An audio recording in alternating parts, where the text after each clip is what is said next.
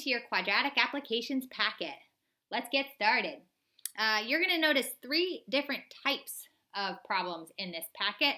The first kind is going to deal with topics surrounding one of your favorites and mine, geometry. The next topic we're going to broach would be the topic of finance. Money, money, money. And the last one would be, sort of your projectile motion, sort of your physics applications, and, your engineering applications, sort of one and the same. So that's what we're going to go ahead and take a look at in this packet. Just a review from Chapter 1 and Chapter 2, we have our steps for attacking word problems. So I'll go ahead and, we'll talk about those steps here. Step 1, you always read the problem thoroughly, and then you got to read it again.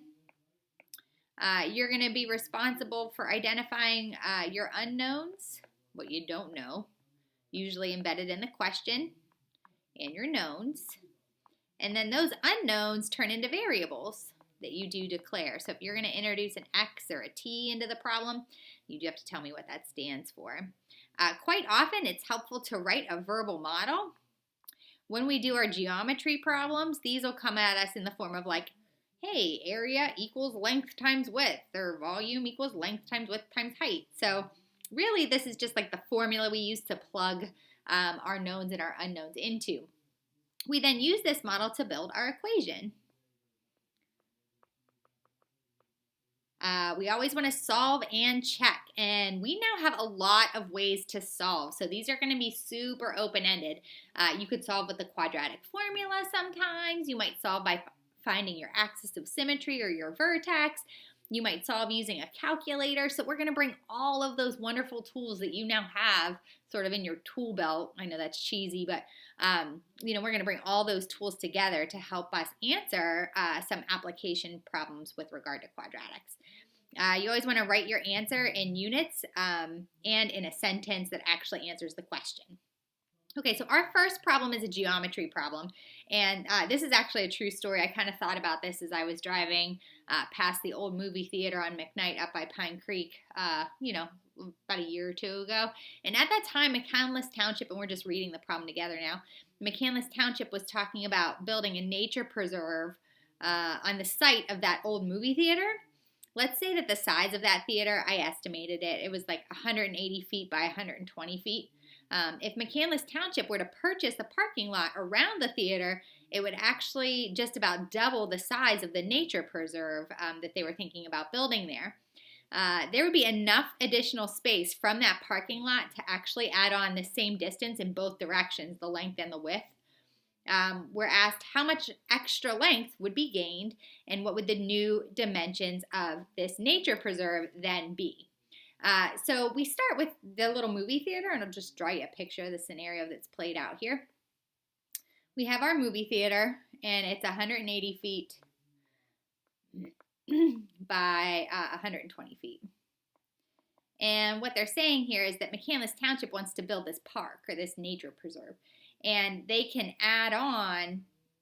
There's like a parking lot in front of the movie theater, and then this is now a parking ride, like off to the side. People will park their cars and then hop on the bus. But they can add to the area of this nature preserve if they just bought the area for the parking ride and the parking lot in front of the movie theater, right? But they want this to be the same distance. So this distance we add on here, I don't know what it is. I'm going to call it X. And this distance here is also X.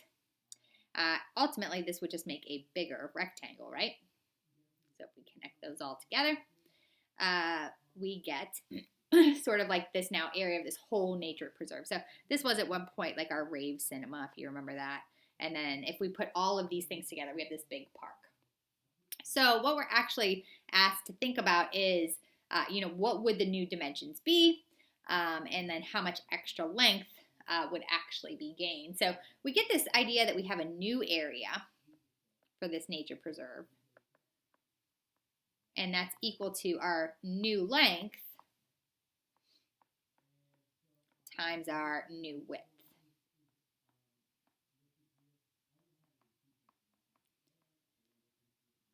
So if we're hoping to, it does say double the area of the movie theater. We first have to think about, well, what's the original area of the movie theater? And that's just 180 times 120. And that would be, what, 21,600 to start. If we then double the area, that's our goal, the whole park is actually going to be then 43,200 square feet. So the new area is actually a known value. We know what that's going to be. That's our goal. Now the new length, if you look at it, it was 180 feet, but now we've added on an X on that side. And then the new width, the same thing. We have 120 plus X here to make up our new width. So our new length is just X plus 180. And our new width is just, X plus 120. So when I go ahead and start to think about how to solve this particular equation, I'm actually going to go ahead and FOIL that right side, get one side equal to 0, and then see if. Go ahead and just take a few minutes to go ahead and FOIL and get one side equal to 0 to go ahead and solve for x. So I would just take a second here, FOIL up that right side. So we'd have x squared. Your outers is 120x, your inners is 180x. Put those together, you get 300x. Plus 21,600. And then that's equal to 43,200. And remember, we can't solve by factoring or with the quadratic formula unless we get one side equal to 0. So if I subtract 43,200 from both sides, I would get x squared plus 300x minus 21,600. And I did work this problem out ahead of time. I do know it factors of negative 21,600 that multiply to give you 300 are just negative 60 and 360. So this factors pretty easily.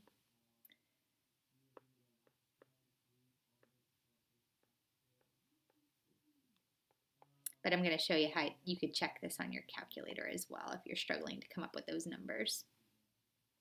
I would then use my zero product property to set each of these factors equal to 0 because I can't have two things multiplying together to give me a product of 0 without either one or both being 0. If I add 60 to both sides, on the left I get an x value of 60, but on the right I get an x value of negative 360. So what you're going to see here is just an answer that doesn't make sense. We're going to want to use that positive 0 in this case to answer the question. We're not going to double the size of anything by adding on a length of negative 360. That doesn't make sense. So the extra length gained is actually 60 feet. We could summarize that with a sentence. The extra length, you always want to go back and make sure you're answering the questions. The extra length added should be 60 feet on each side. And then our new dimensions, we could say the new length would just be, 180 plus 60. So we're looking at 240 feet. And the new width would be your 120 plus 60 is 180 feet. So let's say you're like, oh, I don't know about all this. How would I get those numbers like negative 60 and 360? You're a little worried about that. I would encourage you to just take a moment to consider that you could just graph this on your calculator. So I just wanted to show you that real quick. So I did take a moment to, just in my y equals screen, I went ahead and I took my quadratic and I typed it into, again, my y equals screen. So you'll see there I have x squared plus 300x minus 21,000. And I wanted to find the places where this equation would be equal to 0. You might recall those are defined as zeros or are solutions for this particular quadratic. Now what you're going to notice, see that y-intercept there all the way to the right? It's at negative 21,000. So zoom standard, where we go from negative 10 to 10, isn't going to work for many of these problems. So what you're going to do is use a little life hack here. It's called zoom fit. So I'm going to press zoom, and I'm going to go ahead and scroll down to fit. And I'll press enter. And you'll see that you get at least part of the parabola that you wanted to see. Keep in mind, if you go ahead and press window, when you do zoom fit, sometimes you get some funky numbers, but you want to use your number in your equation as your guide. So when I was, let's say I wanted to manually adjust these window values, I would be looking at, I have a y-intercept in places, 21,000, negative 21,000. So as you look at your y-axis, you see that our zoom fit here made some adjustments for that. So we're going to go all the way down to like negative 41,000 and up to 19,000. So your y-intercept is always a really good way to gauge what your y window should look like. Now, as far as x is concerned, remember that we were talking about x being just a number of feet that we could possibly add on to make this nature preserve, right? So you want to think practically about like, okay, well, what is a possible number of feet that you could go ahead and add on? And then you just kind of build your window around that. So in this case, our x values was representing the, what we could possibly add on. And in this case, I really needed to focus on the positive values for that, but I did to square it up. You see that I have an x min at negative 100 and an x max at 100. So that's a little bit about how you can get your graph to appear. So zoom fit, and then you just kind of tweak your window values based on the numbers in the problem. So if I go ahead and press graph, I am going to go ahead and calculate that 0 right there. That positive 0 is what we called it. So I'll second calc, and it's option 2 for 0. Pardon me there. And then I go to the left of it.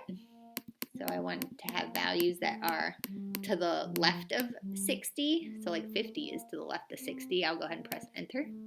And then I need numbers to the right of 60. So like 65 or 66 are all numbers bigger than 60. And once I have that value bounded in there, I'll press enter and check it out. It looks like I'm getting values 58.56. That's a real good approximation. I'm going to go ahead and see second calc 0. See if I can squeeze that in a little more. Left, right, enter. Interesting. Take a look at my equation here for a moment. X squared plus 300x. Oh, I had a typo. There it is. 21,600. So graph. Try that again. Second, calc, 0.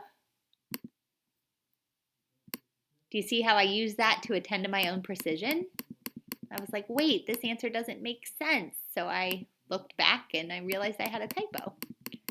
So I'm going to leave this in the video so you can learn from that. All right. And then I'll press enter again. And there it is. It makes sense now. There's my 0 at 60. So that's just a quick way you can check your answer too. All right. So I hope that helps you understand a little bit about our area problems. I'm going to go ahead and make a few more videos for you to help you with the rest of these types of problems as well.